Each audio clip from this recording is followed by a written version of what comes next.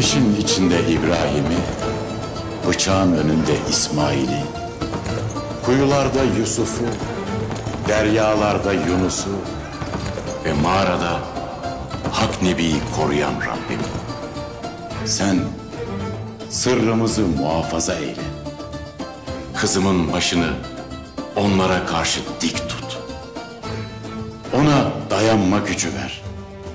Ona Hazreti Ayşe'nin aklını, Hazreti Fatıma'nın şecaatini, Hazreti Sümeyye'nin sabrını ver.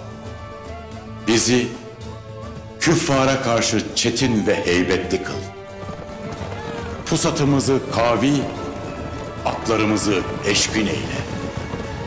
Yiğitlerimizi mansur ve muzaffer, düşmanı zelil ve mağlup kıl.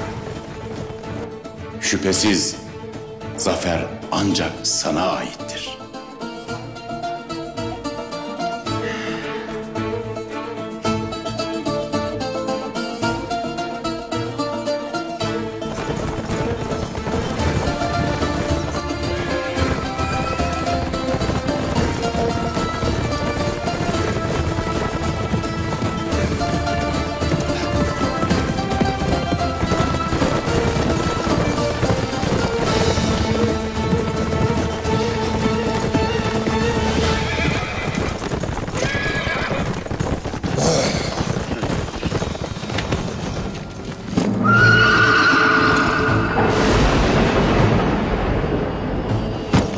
Beyim çakal tuzağa düştü.